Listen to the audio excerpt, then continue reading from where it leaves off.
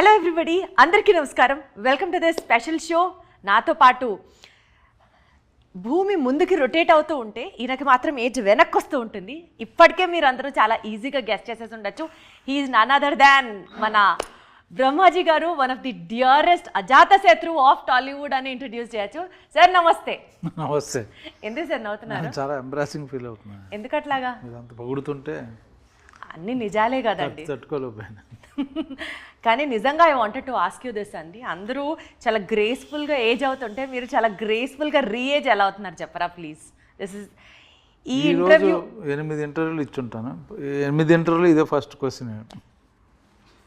అంటే ఇది జగవెరిగిన సత్యం కదా, ఎవరికి వాళ్ళు తెలుసుకోవాలి అని అందరూ తెలిసిందే, వదిలేండి ఇంకేముంది. ఏం తెలుసు సార్, ఆన్సర్ చెప్పలేదు కదా. అందరికీ తెలిసిందే ఏముంది. మీరు చెప్పండి సార్, నేను తెలుసుకోవాలనుకున్నా, నాకు తెలీదు, మీరు చెప్తే. ఏమై ఉంటుంది మీరు చెప్పండి పోనీ. యూజువల్గా ఈ క్వశ్చన్ అడిగాం అనుకోండి సార్, ఎవరన్నా ఏం చెప్తారో తెలుసా? చాలా కెమెరా ఫ్రెండ్లీగా కంటెంట్మెంట్, సంతోషం, లోపల నుంచి చేసే పని పట్ల ఆనందం, ఇట్లాంటివి కాదు సార్. నిజం చెప్పండి. ఇప్పుడు మీరు చెప్పండి సార్ ఒక ఫుల్ అయిన ఆన్సర్. ఫుల్ అయిన ఆన్సర్ అంటే డైలీ మందు తాగండి, యంగ్గా ఉంటారు. నాన్ వెజ్ తినండి, దొబ్బి తినండి, బాగుంటుంది. డైలీ బిర్యానీ తినండి, మంచి హెల్తీగా ఉంటుంది. కక్క మొక్క రోజు ఉంటే హ్యాపీగా. మంచి తెలుగు సినిమాలు రోజు కూడా చూడండి, రిలీజ్ అయిన ప్రతి సినిమా చూడండి, హ్యాపీగా ఫిట్గా ఆనందంగా ఉంటారు. ఇంతకన్నా కావాల్సిందే ఉంది మనకి. అందులోంచి ఒక 100 అర్థాలు ఎత్తుక్కోవచ్చు అన్నది మాత్రం నాకు అర్థం. ఉన్న స్ట్రైట్గా చెప్పాను, శుభ్రంగా తినండి. సో మినిమం ఒక 3 to 4 hours, ఒక 5 hours అన్న వర్కౌట్ చేస్తారా సార్ మీరు? అంత చేస్తే అలాగే ఇంకా 45 minutes చేస్తుంది అంతే. 45 minutes intense activity, 1 hour. Done sir. మీ ఫిట్నెస్ సీక్రెట్ అయితే కొంచెం ఒక 1% అర్థమైంది మీరు ఎంత వ్యంగ్యంగా చెప్పినప్పటికీ కూడా. But still getting on to the movie sir. Bapu, father suicide story. ఈ సినిమాలో కంప్లీట్గా ఒక తెలంగాణ యాక్సెంట్తో you have been presenting your సెల్ఫ్. తెలంగాణ యాక్సెంట్కి సంబంధించి స్పెసిఫిక్గా అంటే ఎక్కడ పెంచాలో ఎక్కడ తగ్గించాలో ఆ యాక్సెంట్లో ఆ స్లాంగ్ బ్యూటీ ఉంటుంది చూసారా, స్పెసిఫిక్గా you have worked on that? లేదు అంటే ఇక్కడే ఉంటున్నాను కదా, తెలంగాణలో ఉంటున్నాం కాబట్టి ఎప్పుడు వినపడుతుంటుంది. అందరితో మాట్లాడుతుంటాం కదా, జనరల్గా తెలంగాణలో ఉంటున్నాం, తెలంగాణ వాళ్ళతో మాట్లాడుతుంటాం కాబట్టి ఆటోమేటిక్గా తెలియకుండా లోపలకి వెళ్ళింది తెలుసు. ఒక విలేజ్ ఇంటీరియర్ అంటే కొంచెం జాగ్రత్తగా విని ప్రాక్టీస్ చేసి చేయడం, జాగ్రత్త తీసుకున్నాం అంతే.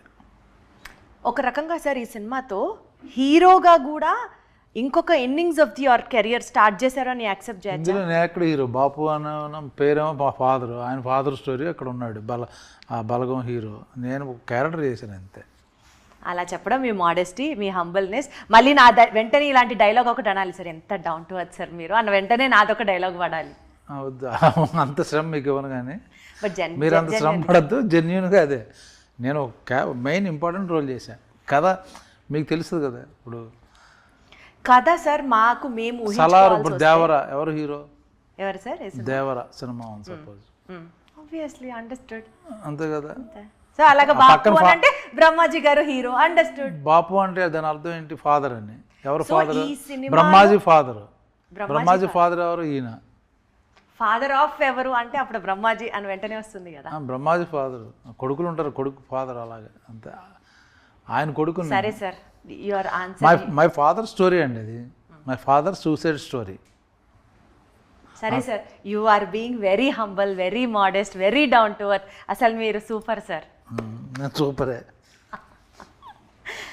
Okay sir, moving ahead, title చూస్తే బాపు ఫాదర్ సూసైడ్ స్టోరీ, టైటిలే అంత ఇంటెన్సిఫైడ్గా పెట్టినప్పుడు అంటే ఈ సినిమాలో మీ ఫాదర్ మరణానికి మీరు కారణమా?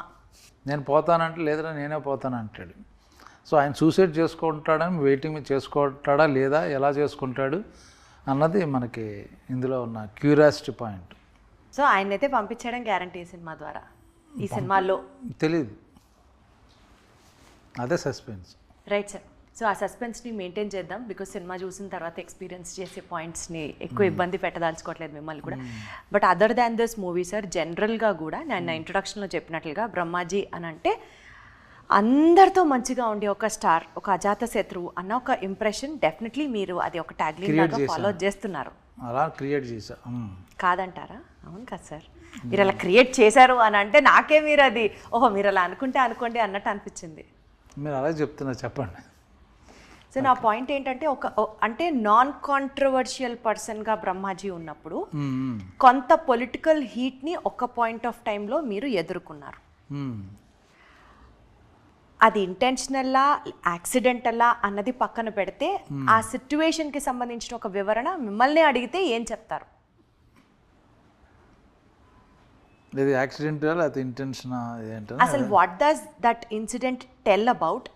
మీరు ఏ రకంగా ఇన్వాల్వ్ అయి ఉన్నారు? పొలిటికల్ హీట్ నాకు అసలు పాలిటిక్స్కి నాకు సంబంధం లేదు. అప్పుడప్పుడు జరిగేదాన్ని నేను కొంచెం ఖండించడం కానీ లేకపోతే రియాక్ట్ అవ్వడం కానీ చేస్తుంటా, అంతే తప్పించేది. ఇప్పుడు అది కూడా వద్దని మానేసుకున్నాను, ఇంకా వేస్ట్ అని. ఎక్స్ప్రెస్ చేయడం కూడా అనవసరం వేస్ట్. అంటే ఎందుకు సార్ అంత పొల్యూట్ అయిపోయారు జనాలు అందరూ. Before it was very nice, fun loving, మంచి ఫ్యాన్స్, వాళ్ళ ఇంటరాక్షన్ ఉండేది. ఒక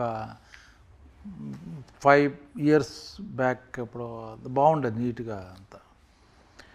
ఇప్పుడు everything motivation is different. Okay, whatever paid whatever this thing he's come. ఆ జాబ్ ఇప్పుడు సోషల్ మీడియా జాబ్స్ వచ్చినాయి వాళ్ళు. సో ఎవడైనా ఏమన్నా అంటే వాడి మీద రాయడం అనేది ఒక ప్రొఫెషన్ తయారైంది. అందుకని వాళ్ళతో ఎందుకు మనకు పెంట, దూరంగా ఉందాం.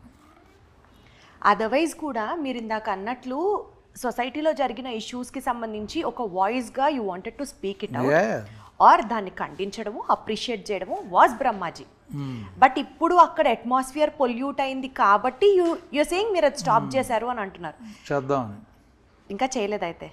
అంటే అదే చేసే ఆలోచన ఉంది, చేసినట్టే. సో మరి ఇప్పుడు మీ ఎక్స్ప్రెషన్ని బయటికి రావాలి అని అంటే మీరు చెప్పనంటున్నారు, మీరు ఎక్స్ప్రెస్ చేయనంటున్నారు. వేస్ట్.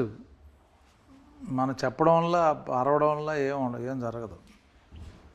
ఏదన్నా ఒక సిచ్యువేషన్ని మీరు దాన్ని హ్యాండిల్ చేయడం వల్ల లేకపోతే మీ వాయిస్ బయటికి రావడం వల్ల ఎవరికన్నా న్యాయం జరిగినట్లు కానీ సమాజంలో మార్పు వచ్చినట్లు ఏం రాదు, ఉత్తిదే. మనుషులు మారరు, వేస్ట్ అండి. యాక్చువల్గా ఎవరి పని చాలా హర్ట్ అయినట్లు అర్థం అవుతుంది సార్. హర్ట్ కాదు, వాళ్ళ పెంపకం బాగాలేదు చాలామంది. సో వాళ్ళు ఏం మాట్లాడుతున్నారో వాళ్ళకి తెలియదు, ఏం రాస్తున్నారో వాళ్ళకి తెలియదు. సో సెన్సిబుల్గా ఉన్నవాళ్ళతో మనం ఇంటరాక్ట్ చేయడం బెటర్. కామన్ సెన్స్ ఉన్నవాళ్ళు, వెల్ బ్రాటప్, మంచి ఫ్యామిలీ బ్యాక్గ్రౌండ్ ఉన్నవాడు ఎలా మాట్లాడతాడు, చదువుకున్నవాడు ఎలా మాట్లాడతాడు, అప్పుడు వేరు, వాళ్ళకి ఆన్సర్ చెప్పచ్చు.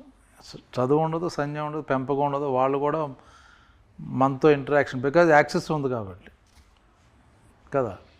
2 మాటలు నేను ఈయన తిడుతున్నానన్నా. కానీ సార్ ఒక మీడియాలో ఉన్న ఒక సెలబ్రిటీ లైఫ్ అంటే ఎప్పుడు ఒక అద్దాల మేడలో ఉన్నట్టే ఉంటుంది. రాళ్ళు పడచ్చు, పూలు పడచ్చు కదా. నాకెందుకులే అనుకునే వాళ్ళు అనుకుంటారు, పూలే బెటర్, రాళ్ళు ఎందుకు. But this is my duty అని ఫీల్ అయినప్పుడు వి యూజువల్లీ ఎక్స్ప్రెస్ అవుట్. అవునవును, వాళ్ళు అనుకునే వాళ్ళకి భయపడడం కాదులేండి. అది ఏమంటే కొందరు చూస్తే అసహ్యం ఉంది తప్పించి భయపడడం కాదు. మేబీ ఫైట్ నేను పలానా దానికి ఇష్యూ మీద రియాక్ట్ అయితే చాలామంది హెల్ప్ అవుద్దంటే ఐఎమ్ రెడీ ఎనీ టైం. ఎవరికో భయపడి కాదు. బట్ అదర్వైజ్ ఆల్సో మీరు అన్నట్లు ఆ సెన్సిబుల్గా మీరు మాట్లాడే మాటలు కానీ మీరు రియాక్ట్ అయ్యే అంశాలు కానీ ఓవరాల్గా జనరల్గా మాట్లాడితే కూడా you have that tinge of social responsibility అనిపిస్తుంది. So you have to vent it out కదా, you have to stand for people కదా అన్నది ఉంది ఒక పాయింట్. అవును, యాక్చువల్గా నిజమే మీరు చెప్పింది. మీన్స్ సైలెంట్ కూడా అది నేరం, బీయింగ్ సైలెంట్ అన్నది. బట్ ఇప్పుడు అంటే వాటి యొక్క పొల్యూట్ అయిపోయింది. మనం నిజంగా హెల్ప్ చేసినా మళ్ళీ నెగిటివ్ వస్తుంది. నేను కాదు, ఎవరికైనా హెల్ప్ చేస్తే అరే నాకెందుకు చేయలేదురా, మాకెందుకు చేయరా, ఇలాగా రకరకాల ఎందుకు. అదేదో మనం చేసేది కాముగా చేసుకుంటూ పోతే బెటర్